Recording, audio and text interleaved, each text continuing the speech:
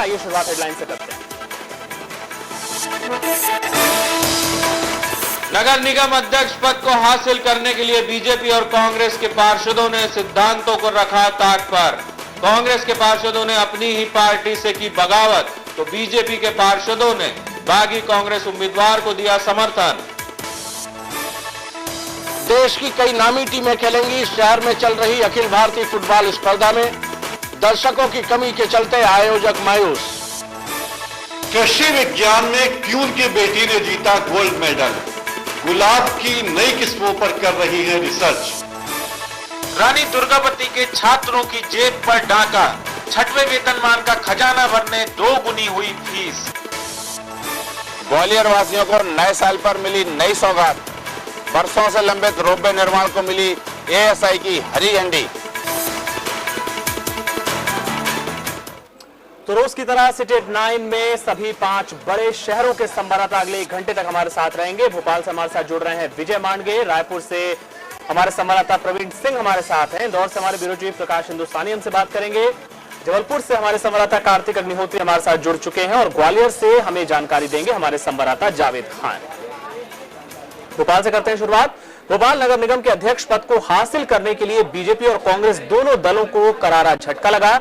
कांग्रेस को खेमेबाजी का शिकार होना पड़ा तो बीजेपी की फूट डालो राज करो की नीति फेल हो गई और आखिरकार मतदान के बाद कांग्रेस के कैलाश मिश्रा अध्यक्ष चुन लिए गए और कांग्रेस के बागी पार्षद सुधीर गुप्ता को निष्कासित कर दिया गया है। कांग्रेस के गद्दारों को, कांग्रेस के गद्दारों को, कांग्रेस के गद्दारों को। कांग्रेस की खेमेबाजी उजागर होने के बाद कांग्रेस के कार्यकर्ताओं ने इसी अंदाज में पार्षदों को लताड़ लगाई जो कांग्रेस के टिकट पर लड़े पर सत्ता हासिल करने के लालच में बगावत कर बैठे।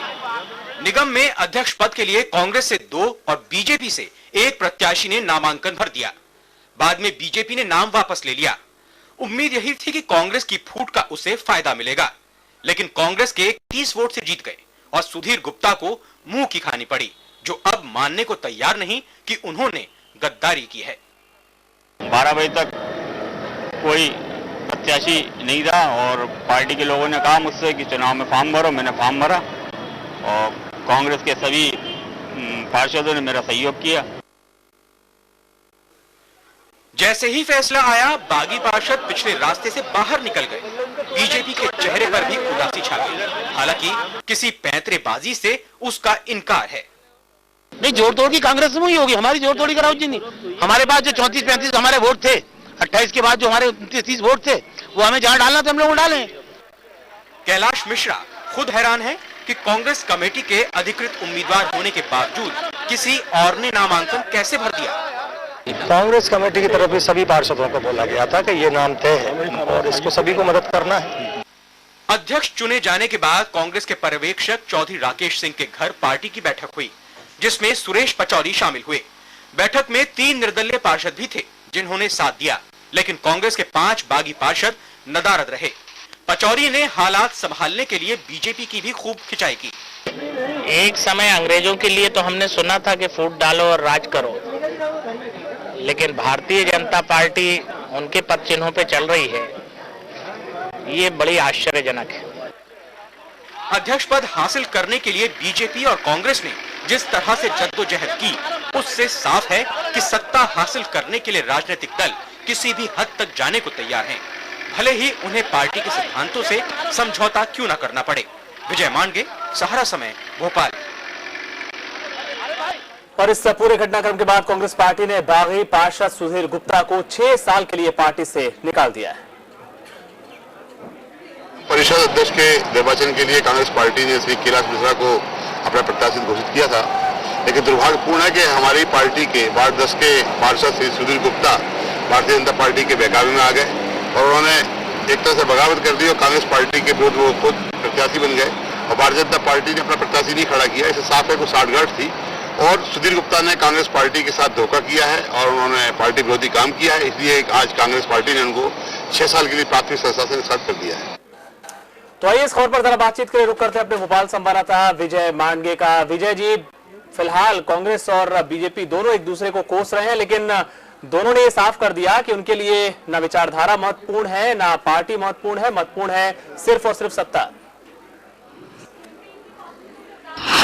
जिस तरीके से पूरा माहौल देखने को मिला है उससे तो ये बात बिल्कुल साफ होती है, क्योंकि कांग्रेस, चाहे कांग्रेस की बात करें या बीजेपी की, उनके नेताओं ने जिस तरीके से पार्टी की विचारधारा, पार्टी के सिद्धांत को ताक पर रख दिया और अध्यक्ष पद हासिल करने के लिए जो एड़ी चोटी का जोर लगा है आज, उससे ये बात समझ में आ गई कि राजनीति में कोई अपना नहीं होता और सभी लोगों की एक ही महत्वाकांक्षा होती है, वो सत्ता, और उसे हासिल करने के लिए कोई कुछ भी कर सकता है, जो आज नजारा जो साफ देखा गया। क्योंकि जिस तरीके से बीजेपी ने अपनी रणनीति बनाई थी, पहले तो बीजेपी को ये नसीहत दी गई थी पार्टी के आला नेताओं की तरफ से कि चूंकि उनका बहुमत इतना ज्यादा नहीं है तो वो जोड़ तोड़ की कोशिश न करें। खासतौर पर कैलाश जोशी जैसे वरिष्ठ नेताओं ने ये नसीहत दी थी, लेकिन इसके बावजूद बीजेपी इस बात पर अड़ी रही। खासतौर पर बाबूलाल गौर जो कि नगरीय प्रशासन मंत्री हैं, वो किसी भी कीमत पर अध्यक्ष पद हासिल करना चाह रहे थे और इसी वजह से उन्होंने जो रणनीति बनाई थी उसमें कांग्रेस के जो नेता थे उस समय मौजूद थे, उन्हें भी हैरत में डाल दिया, क्योंकि कांग्रेस की ही तरफ से, कांग्रेस में ही फूट डालकर एक ऐसे व्यक्ति को खड़ा कर दिया था जिसकी कोई उम्मीद नहीं कर रहा था। और जब अशोक पांडे जो कि बीजेपी की तरफ से अधिकृत उम्मीदवार थे, उन्होंने जब अपना नाम वापस लिया और ये बात सामने आई कि कांग्रेस के ही दो प्रत्याशी अब मैदान में है, एक तो कैलाश मिश्रा जो कि कांग्रेस की तरफ से अधिकृत थे और दूसरे सुधीर गुप्ता जो कि आरिफ अकील गुट के माने जाते हैं, खासतौर पर दिग्विजय सिंह के ये कहना चाहिए कि गुट के माने जाते हैं।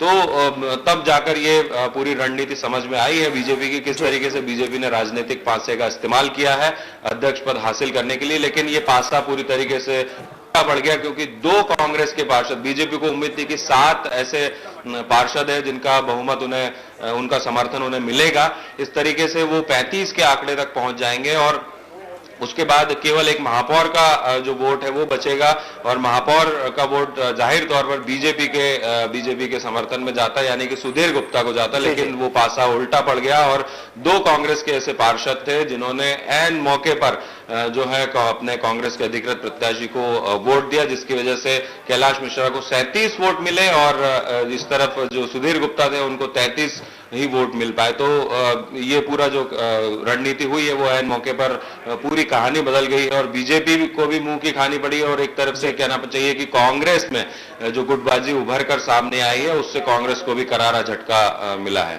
संदीप जी, बिल्कुल।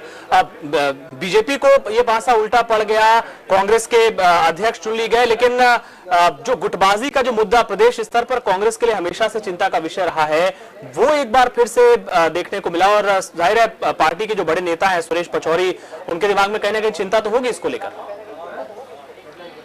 बिल्कुल, दिग्विजय सिंह भले ही बात करें कि वो 10 साल तक मध्य प्रदेश में कोई पद हासिल नहीं करेंगे, लेकिन आप जब से उन्होंने ये ऐलान किया है उसके बाद से 7 साल बीत चुके हैं और देखा जाए तो दिग्विजय सिंह का दखल कहीं ना कहीं प्रदेश की राजनीति में होता रहा है और इस बार भी उन्होंने कुछ ऐसा ही करने की कोशिश की है आरिफ अकील के जरिए, क्योंकि जो सुधीर गुप्ता है वो राजकुमार पटेल के समर्थक बताए जाते हैं। ये वही राजकुमार पटेल है जिन्होंने लोकसभा चुनाव में कांग्रेस को करारा तमाचा दिया था सुषमा स्वराज के सामने विड्रॉ करके। तो ये एक तरीके से कहना चाहिए कि दिग्विजय सिंह और पचौरी गुट दोनों ही आमने सामने थे आज के अध्यक्ष पद के चुनाव के लिए और कहीं ना कहीं पचौरी जी की चिंताएं इससे जरूर बढ़ गई है। लेकिन किसी भी तरीके से कैलाश मिश्रा जो कि पचौरी गुट के कहे जाते हैं उन्होंने अध्यक्ष पद हासिल करने में कामयाबी हासिल की है, तो ये खुशी की बात है कांग्रेस के लिए। लेकिन कहीं ना कहीं चिंता की बात इस तरीके से है कि जो बागी तेवर अपनाए थे आज कांग्रेस के पार्षदों ने, खासकर दिग्विजय सिंह गुट थे, तो वो उनके लिए सबसे बड़ी चिंता है।